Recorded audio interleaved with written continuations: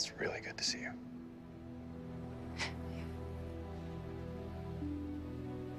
There's something I have to tell you. Mon-El? Imra. Imra. I'm so glad you're okay. We thought your life support might have failed. No, I'm fine. Tired, but fine.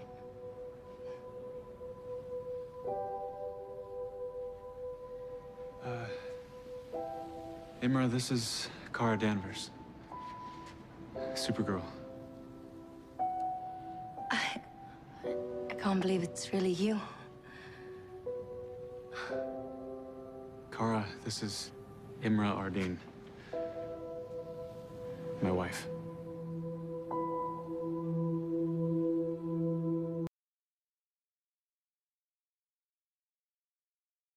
What is good, YouTube? Warstu here with a video on Supergirl Season 3. So this is an updated video on recent comments from Amy Jackson, who plays Saturn Girl in Season 3 of Supergirl. I'm making this video because I've just been looking over my kind of stats for my video, and that is the biggest video I've made on Supergirl Season 3 when I said Mon-El and Imra get a divorce. And there was a lot of interesting comments, and you guys really did interact. The Karamel fan base, the Karamel fan base was crazy.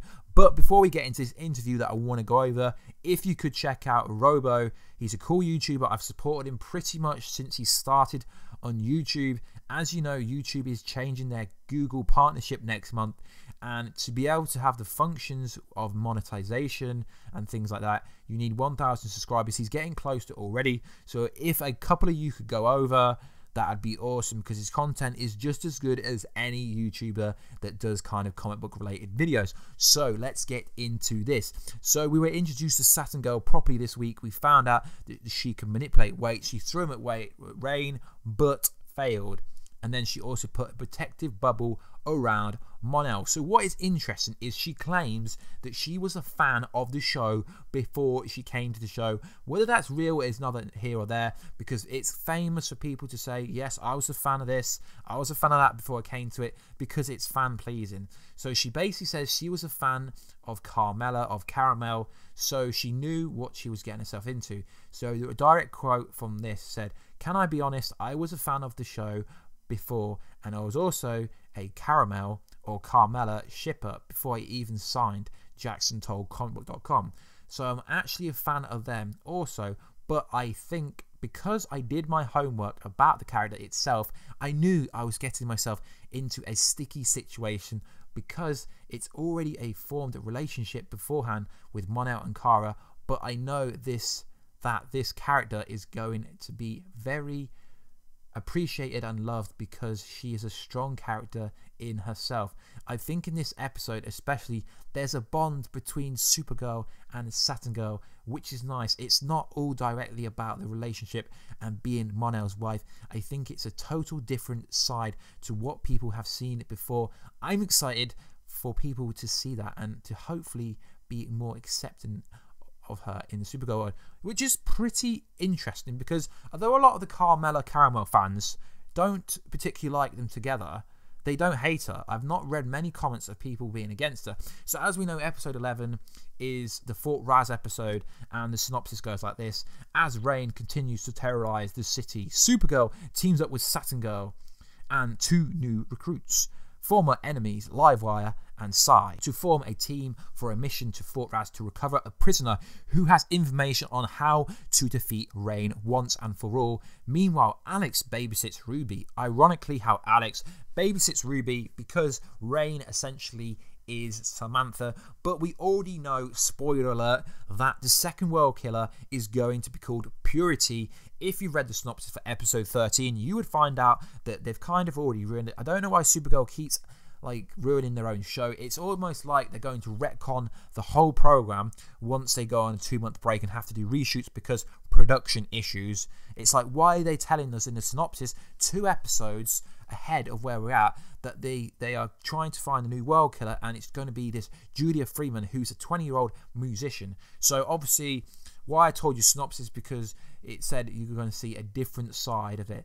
And it also goes on to say As for fans who believe the romance between the two is possible, either because Saturn Girl could leave Mon-El or because they are not actually married, and we broke that theory, guys. We were the only people no, actually everyone said that theory. So although people like to think they break theories, that theory was absolutely everywhere. So it's interesting. Jackson said that if those are true, she does not know, so it's good. I guarantee she most likely knows the story, but seeing as they're having to retcon, rewrite episodes, they probably don't know the episode. But that some of the fan theories are really intrigue her, and she wonders as much as the audience what is coming next. Very appealing stuff. This is a very interesting article, even though it's very short. I think the fans are driving force behind the show, Jackson said.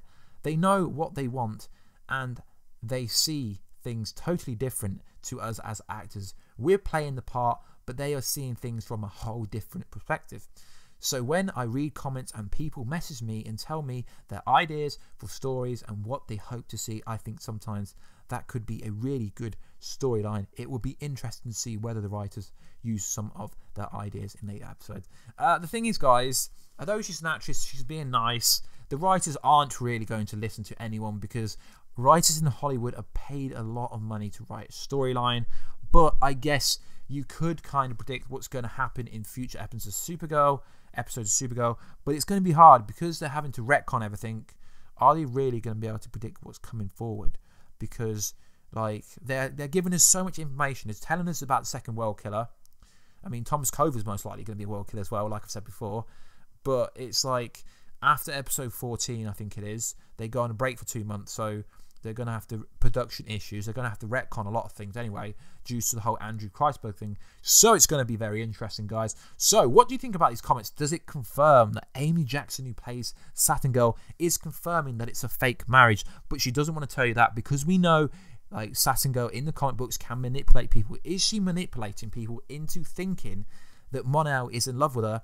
And really, this DNA is Brainiac 5 and Saturn Girl misleading Mon-El into thinking the DNA is really needed, when really they just want him to go back to the future with them. Because as we know, Saturn Girl is a recurring character, which means she won't appear in every episode. But I presume because the Legion of Superhero have to help Supergirl take out Reign and the other world killers, they already know that she defeats Reign and Reign goes away. I think it'd be a better storyline if they actually stick around to the whole Reign storyline is over and Amy Jackson recurs, because she's a very likable character.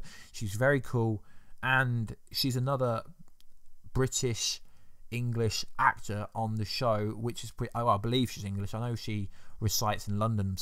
She lives in London, or at least that's kind of where she spent Christmas, and it appears she's got family in this country. So it's cool to see English actors being on a kind of American based TV show that's filmed out of Canada. Anyway, guys, let me know everything what you think about this video. Like I said, subscribe to Robo. Let's help him get up to 1,000 subscribers. If you could, that would be awesome, as he is a good YouTuber and he's helped me out a lot. He made my intro, which comes in, which is pretty cool. And yeah, he's a pretty cool dude, so subscribe to him if you can. Anyway, guys, please like, subscribe, and comment. That would be awesome. And I will catch you guys in another video very soon, guys. Catch you later.